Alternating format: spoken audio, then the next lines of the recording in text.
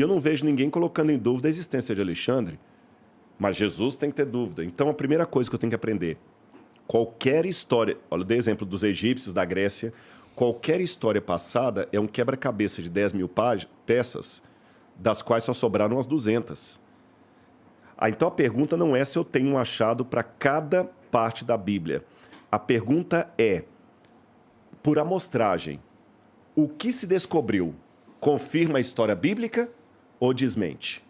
E a resposta para mim está na letra A, confirma. A maioria das coisas encontradas? A maioria das coisas encontradas. Jesus... Agora, olha que curioso.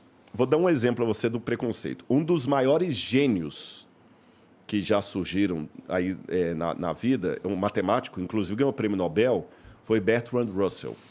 Bertrand Russell, o cara era fenomenal. Porque eu também, assim, eu não ridicularizo o cara só porque ele está na outra plataforma. Eu discordo do Nietzsche, mas o Nietzsche era um gênio. Eu discordo de Bertrand Russell, eu discordo do Freud, mas o Freud, quando ele falou do inconsciente ali, ele deu um... E eu sei separar as coisas, sabe? Eu sei separar. Se aqui tivesse uma coxinha de carne de porco, eu não ia comer, mas eu não vou agora demonizar a sua coxinha. Eu tiro aquela e como essa aqui, beleza? Então, o Bertrand Russell, para matemática, ele realmente fez um... Mas ele era ateu. E ele escreveu um livro, Why I'm Not a Christian, porque eu não sou um cristão. E ele dizia, mas ele era ferino contra a fé, contra a religião e com argumentos, porque o cara era... Pô. Aí ele pegou e escreveu, o único homem que a gente deveria valorizar seria Pitágoras.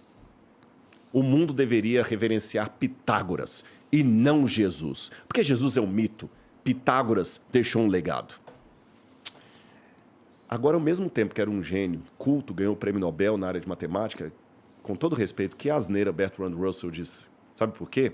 Se você for checar a um especialista em história grega, nós não temos nem certeza se Pitágoras existiu.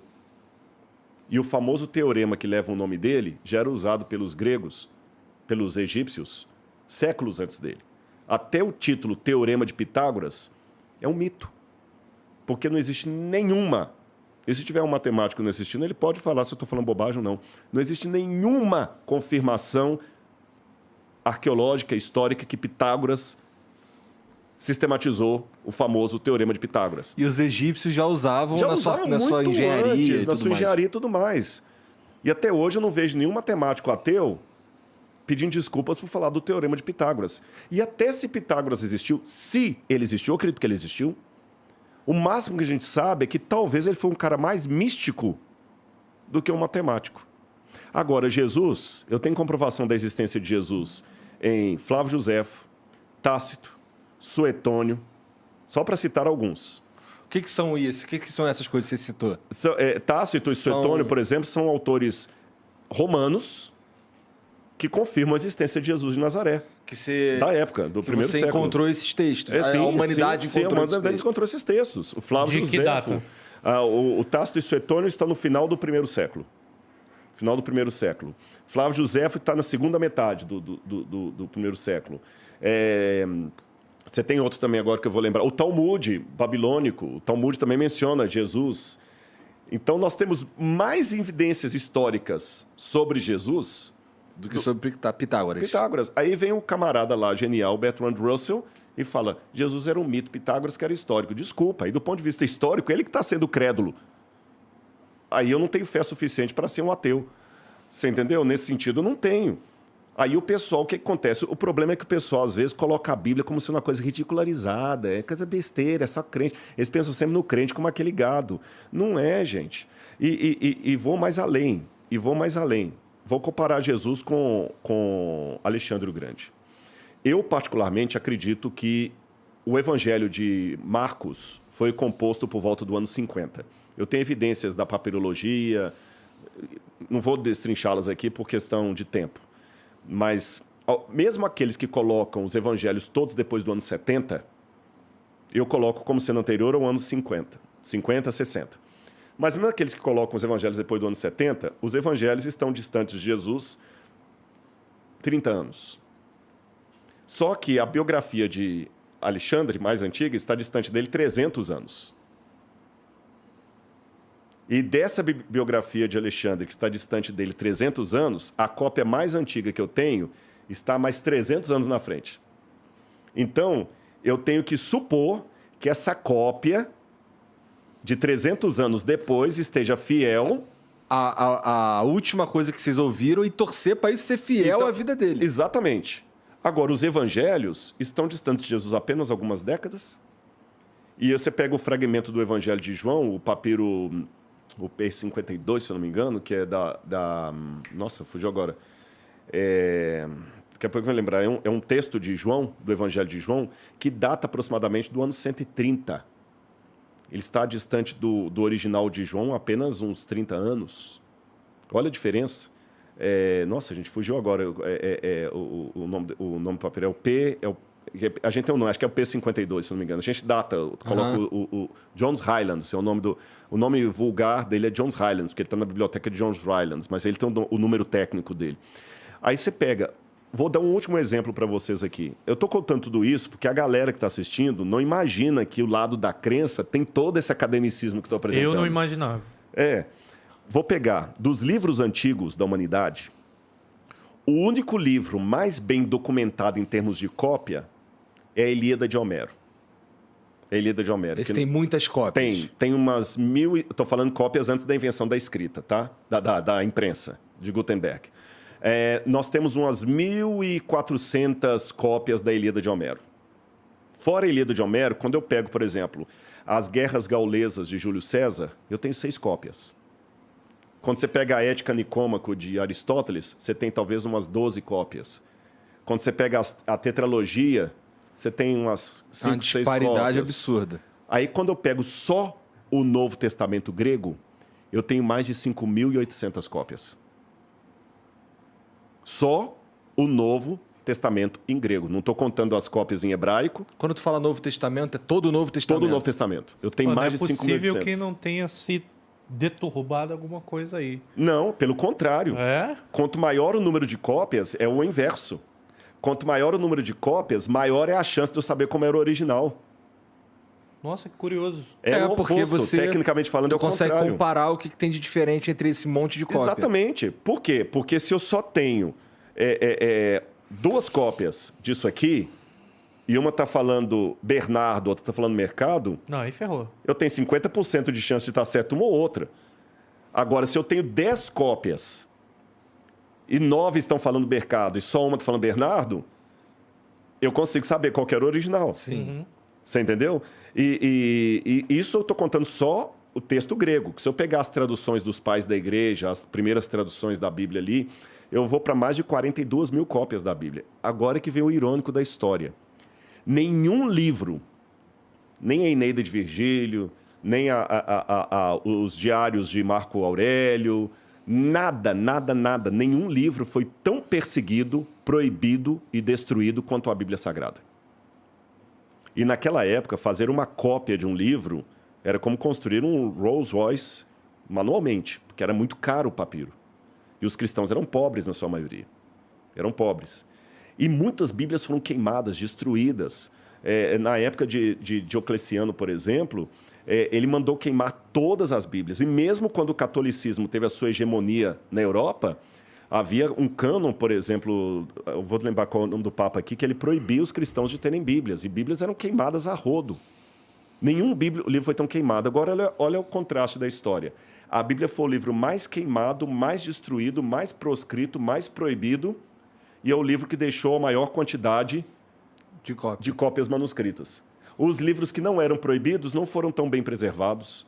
Mas isso se dá à importância da Bíblia. A Bíblia, o poder da palavra está ali. Exatamente. Tipo, até o filme... O livro de Eli retrata muito bem isso. O livro de Eli. Que, cara, com a Bíblia, você pode mudar o mundo. Com a Bíblia, você pode fazer um bem absurdo, mas também pode fazer um mal absurdo com a Bíblia. Assim como é feito um mal com a Bíblia. A gente sabe disso.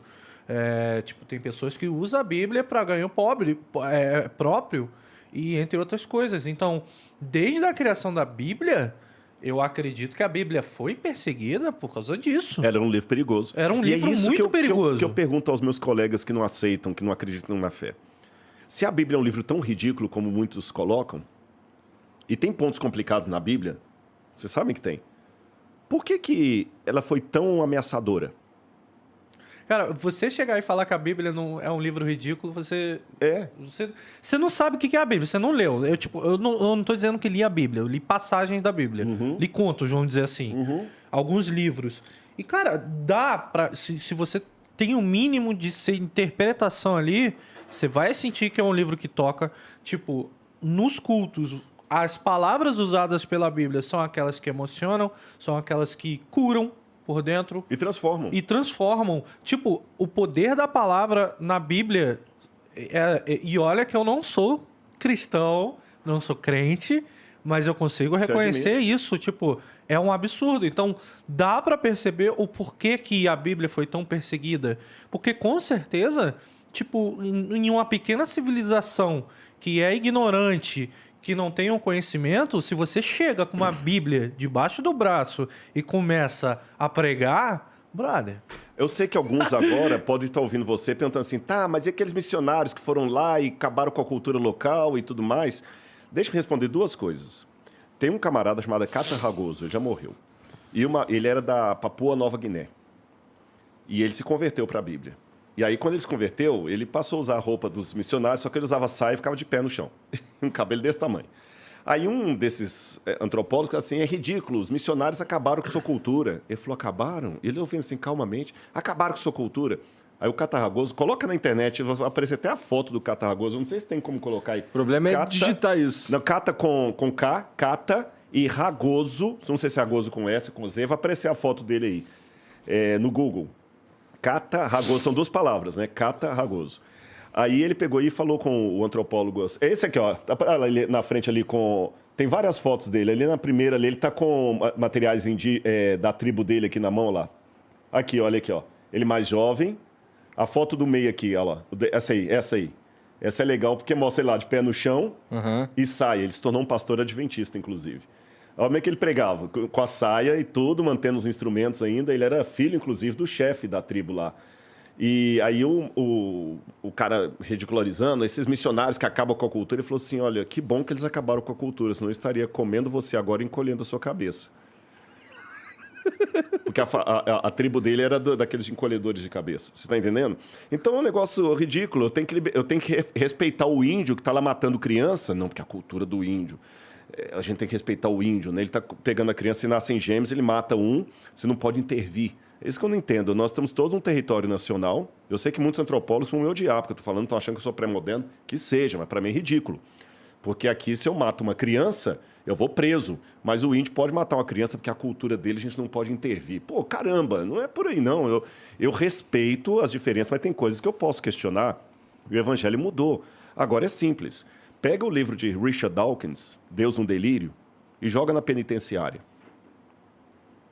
Quantos presos vão deixar a criminalidade porque leram Richard Dawkins, Deus um Delírio? Agora, na outra penitenciária, joga a Bíblia. Você vai ter uma igreja funcionando lá dentro e com muito cara que você vai poder chamar aqui, pode deixar qualquer objeto que não rouba mais nada. O cara que antes era um traficante, um ladrão, um líder de gangue. A Bíblia, é o que você falou, a Bíblia tem um poder de transformar. Uma vez que eu falei isso, um ateu falou, mas o livro de Richard Dawkins não foi escrito com esse objetivo. Eu falei, então com que objetivo ele foi escrito? Isso não é para transformar vidas. A Bíblia tem algo, e um erro que muita gente pensa é que fala o seguinte, a Bíblia é um instrumento de opressão, de domínio, de manipulação. Hoje pode ser. Se você aplicar para hoje, século 20 e 21, eu admito, sem medo de ser feliz, que muita gente usa a Bíblia como instrumento de doutrinação, de manipulação das massas. Mas isso é século 20 e 21. Do século 19 para trás, não existia isso. Ah, mas na Idade Média muita gente matou em nome de Deus, em nome da Bíblia. Não, foi o contrário. As pessoas praticaram a barbárie que praticaram na Idade Média porque a Bíblia era proibida. A igreja não deixava as pessoas lerem a Bíblia. Ela era proibida, a Bíblia ficava trancada dentro dos monastérios. O pessoal só ouvia o que os padres mandavam. Quando alguns homens começaram a ter contato com a Bíblia e ler, sabe o que eles criaram? A ciência moderna. Galileu Galilei, Copérnico, Da Vinci. Então por que essa história? Tem algum... Caralho. Olha só que louco, né? Mas eu te pergunto, tem alguma Bíblia hoje onde ela é ilustrada e documentada? Por exemplo, você é um estudante onde procura realmente, nas suas expedições, provas para aquilo que existiu, correto? Existe hoje, assim... A Bíblia com provas? Tipo... Tem. É um livro que eu gostaria muito de conhecer, porque, tipo, vai que numa passagem da Bíblia, tipo, tem um documento arqueólogo que prova que aquilo aconteceu, ou que prova que a Babilônia existiu. Sim, eu tô tentando jogar isso para as pessoas. Eu tô até produzindo uma Bíblia anotada por uma editora, mas vai demorar uns anos para sair. Não, vai sair um negócio desse tamanho. Vai. E tem algumas condicionais e tudo mais, mas eu vou até fazer uma coisa. Eu vou dar de presente para vocês aqui e para a galera aqui. Eu vou dar um link do meu curso para vocês de presente. Boa. Você pode assistir Beleza. lá. É uma vez por semana, tem aula lá. É uma plataforma, você vê quantas você quiser. Eu vou dar de presente. É o meu presente pelo prazer que vocês estão me dando de voltar aqui e falar das coisas que eu creio. Obrigado, É cara. o mínimo que eu posso fazer. Então, pra galera aqui, eu vou deixar de presente o meu curso para vocês. Depois, só ver com a Laura ali, que ela que entende como é que passa Boa. o site. Vocês vão estar aqui. Eu gosto de Laura tá com presente. sono, olha lá. A Ela Laura já tá pra lá de Bagdá, 2 coqueiros, viu? Bom, tem mensagem aí, né, Lucas? Deixa eu pegar aqui, vou ler umas mensagens pra gente. Nossa, já são... Nem viu o tempo Meia-noite, passando. quase. Passa cara. rápido aqui. Eu tenho uma crítica hoje, a segunda vez que eu vou falar isso pra ele. Pô, essa mesa é muito grande, brother. A outra era menor, a impressão A minha. outra era mais menor. aconchegante. Mas sabe qual que é a pira? Porque eu quero pegar aquela coxinha ali, eu não consigo. Toma, cara. É que a TV, zoando, a TV é zoando. muito grande e aí precisa compor. Quer coxinha doce? Não, vou agradecer. Eu vou ao banheiro, que doce. agora Fica à tudo vontade, que entra fica à tem que vontade. sair. Vai falando aí do Jeff Coxinhas, ó. Tá. Não, o Jeff Coxinha eu já falei demais já. Ah, mas você tem que vender. Você não quer vender mais? Não, Então... não, mas sabe qual é o meu problema? O grande, por exemplo, o Flow. Flow é marketing nacional. Eu tô vendendo ali na Zona Sul de São Paulo. você Não, tá mas Eu só vai- consigo atender ali. A gente vai pôr engenheiro com ele, esse negócio vai bombar. Eu vou terminar o meu museu lá e você vai... Deus te ouça. Pô, mas esse lance das coxinhas aí mesmo, tal, tu falou que tá mudando receita, tá mudando tudo isso daí. O que te motivou a mexer na receita da parada? Funcionário. Problema com funcionário. Tu É acredita? mesmo? Sério, cara. É aquilo. Empreender realmente tá um negócio... Porque o que acontece? Eu não vou dizer que eu cometi uma burrice, mas foi uma burrice de sair atirando pra tudo quanto é lado. Como assim? Brother, eu tenho uma costearia, eu tenho uma empresa de robótica, eu tenho minha produtora. Tem um bagulho de jogo. Eu tenho um estúdio de games, eu tenho um comparador de preço. E aí, brother, onde é que você foi parar? Então, tipo, tá difícil uma pessoa só cuidar dessa porra toda. E o lance aqui, eu me meti num negócio que eu não entendo. Mas eu tenho o meu operacional que entende. E é o que tá me tranquilizando. E você ter... Cara, tipo, você tá empreendendo, você tem seus funcionários. Mas, cara, mexer com a alimentícia é outra vibe, velho. Tem muita encheção de saco, esse que é o problema? E outra, são funcionários assim, tipo, o que aconteceu é que, sendo franco mesmo, o operacional me chamou, que são meus sócios, e falou, mano, a gente tá com um problema. A gente tá tendo prejuízo. E a gente vai ter que mandar a gente embora. E o nosso... O que acontece? Chegou os 3 meses, os caras começaram a cagar no pau. Entregar coxinha azeda. Eita. Eu falei, eita, que o cara queria ser mandado embora. Entendeu? Esse é o problema, às vezes, de você empreender aqui no Brasil. O CLT dá margem pra isso. O cara te sacaneia, né? Sacaneia. E, tipo, o lance de ter entrado no prejuízo não foi porque eu tive vendas ruins. Não é isso. Foi o fato de eu ter que tirar dinheiro do bolso pra mandar o cara embora. Entendeu? Então, tipo, a empresa tem 3 meses e eu tô mandando as pessoas embora, eu tenho um custo com isso. Mas aí a gente foi, reformulou tudo, deixou a equipe mais enxuta e falou, mano, vamos prezar agora na qualidade. Mas assim, o marketing do Jeff Coxinhas é um negócio que explodiu. Cara, gente da Bahia quer, gente do Distrito Federal quer, Minas quer, mas eu só consigo atender um pedaço da Zona Sul de São Paulo. O cara ali da Moca não consegue pedir. Isso que tá me ferrando, velho. Porque eu quero atender o cara da Moca, eu quero atender o cara da Zona Norte, eu quero atender aqui o Ipiranga. Mano, eu quero atender tudo quanto é lugar e não consigo. Precisa do investidor, cara. Preciso. Quem sabe alguém não tá ouvindo a gente? Não, é sério, porque, cara, o produto tem um marketing maneiro. Tipo, eu vou começar a vender agora boné e camisa. Cara, tá todo mundo, não, se botar, vende. Eu tenho com certeza que se botar no Mercado Livre, tipo, 200 boné do Jeff Coxinha, vai vender em um dia, velho. Que a galera quer, a galera gostou da marca. Só que o meu problema todo é esse, eu não consigo escalar ela, eu não tô conseguindo escalar. E eu tô a passinho de formiga. Entendi. Bom, cara, boa sorte. Espero que você consiga não! Mas vai dar bom. Pra você ter ideia, um dos meus sócios é o Nelsinho Piquet, o piloto de corrida. Sim. olha, Ele é meu sócio nesse doideira, né? empreendimento. Já pensou? Já Que pensou? doideira, né? Doideira. Entrega mesmo. rapidão, mané. Pô, eu falei, pô, Nelson, tá correndo na Stock Car, vamos botar o logo lá no carro, pô. Pra dar uma presença, pra ver se alguém chega, quer investir. Ele, não é assim não, pô, vamos dar um jeito, brother. Imagina o carro da Stock Car vindo a milhão, o logo, a cabeça do Jeff Coxinhas, viu? Não é maneiro? Esse bitelo de nariz Essa aí. bitela de nariz aí. Vamos lá. Bom, o Will Deschepper mandou: o anticristo não se trata apenas de um indivíduo ou de uma entidade, pois a Bíblia diz haver muitos anticristos. 1 João 2,18. Fale sobre a profecia de Daniel 11 e como ela se encaixa hoje. Rússia é o rei do sul? O nome de Deus, Senhor, não é nome. Por que a igreja tirou o nome Deus? Bom, acho que ele fez vários... Wilderson, né? Fez umas 7 perguntas. Will. É. Ô, Will, bom, vamos por etapa. Eu vou tentar ser sucinto aqui, mas igual ao mini saia, né? Que curva todos os detalhes, mas chama a atenção. Tá. Então vamos lá.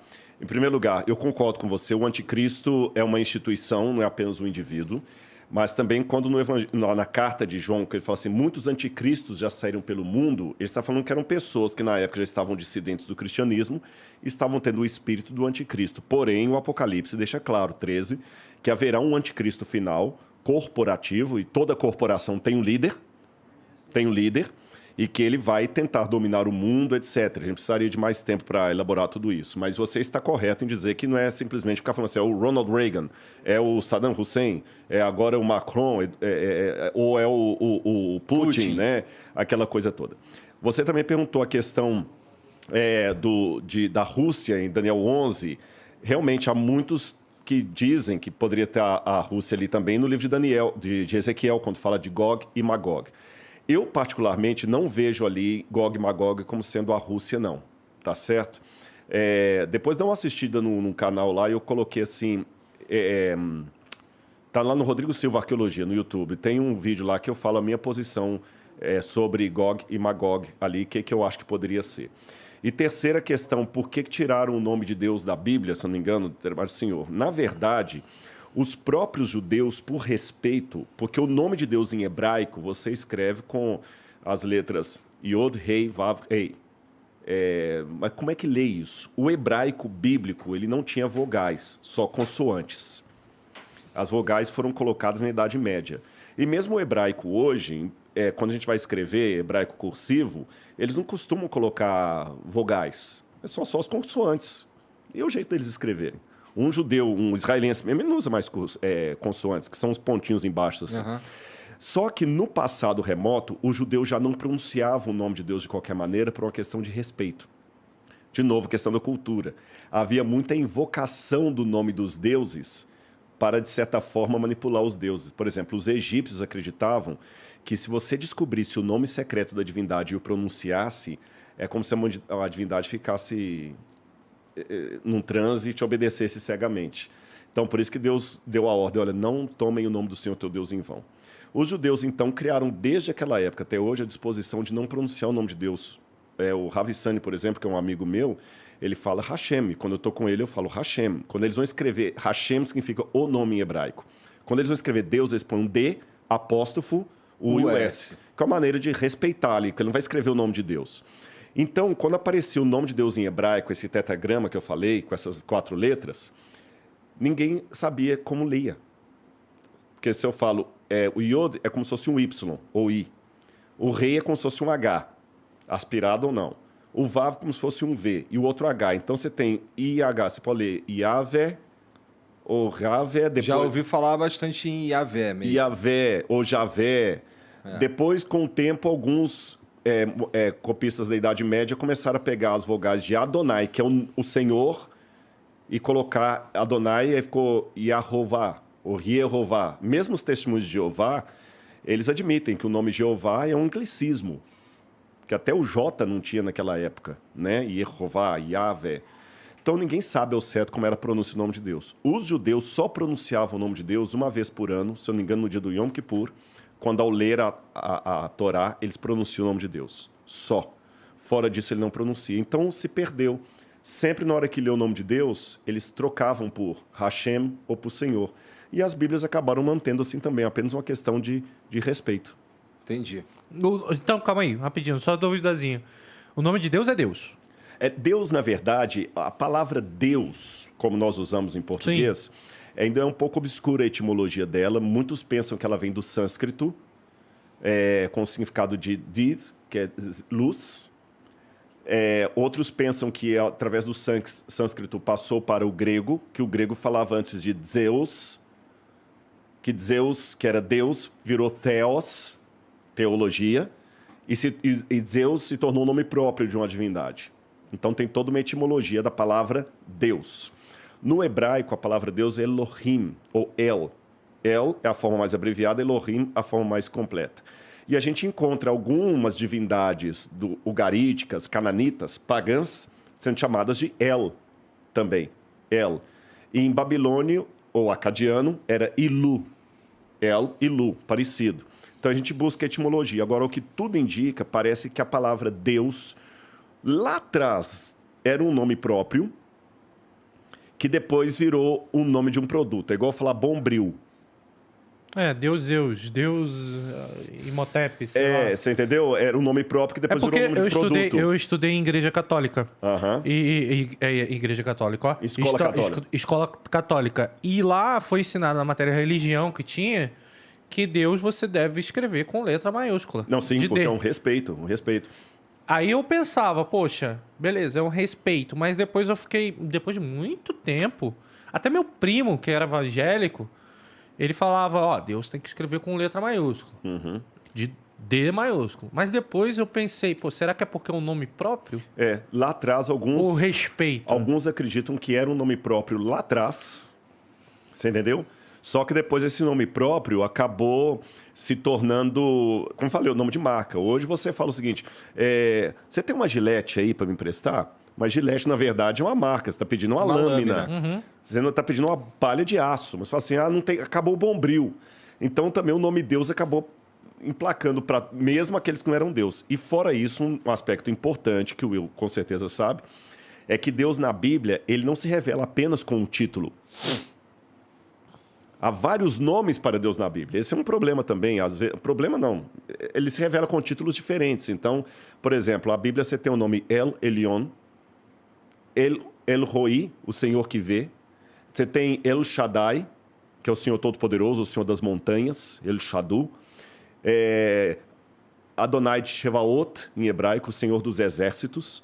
Então ele aparece com vários títulos na Bíblia, de modo que eu entendo que os títulos, na verdade, são formas de Deus revelar. Agora, qual que é o nome exato de Deus? Ele fala, o que tem maior predominância é esse tetragrama sagrado, que alguns falam Yahweh ou Javé, que fala assim, esse é o meu nome e tudo mais. Mas tem vários outros títulos que Deus usa também. Tá. O Rafael Neves manda aqui, Maranata, pastor. O que quer dizer Maranata? Maranata é uma palavra aramaica que significa o Senhor logo virá. Tá. Maranatá. Maranatá, quer dizer, o Senhor logo virá. E é uma saudação nos adventistas? Virou uma saudação adventista. Não só adventistas, todos também. Tem a Igreja Cristã Maranata, por exemplo. Tem uma igreja com esse nome. Mas Maranatá, originalmente, é uma palavra aramaica. Que o aramaico, ele põe o verbo no final e termina com esse Maranatá. Maran é Senhor. Atá vem. O Senhor vem. Maranatá. Caraca, é quase um Ratuma Matata, né? Nossa, agora você foi longe, hein? Ratuna Matata. Bom, ele manda aqui. Maranata, pastor. Sempre bom poder aprender mais contigo. Não só por me sentir um adventista representado, mas por ser o cara certo e iluminado para estar onde está. Falando para multidões. Feliz sábado adiantado e um abraço pro Flow, Ratão e para você. Pô, valeu, meu amigo. Abração para você também. Um abraço para toda a sua igreja aí. Glória a Deus. Ore por mim. O Acriano mandou aqui. Rodrigo, qual a sua opinião sobre a questão da tatuagem? Uma galera mais tradicional fala de que quem faz tatuagem vai pro inferno. É real isso? Ô, minha mãe fala isso. Você tá lascado, que você já tem a sua aí, né? Já fui. Olha, teve uma época... Porque quando a Bíblia fala não tatuarás o corpo e tudo ali, a gente não pode ficar pegando a coisa fora de contexto. Eu fico falando que eu tenho tatuagem de Deus. Ah, você tem... Eu tenho vitiligo, Eu tenho vitiligo. Não, nunca tinha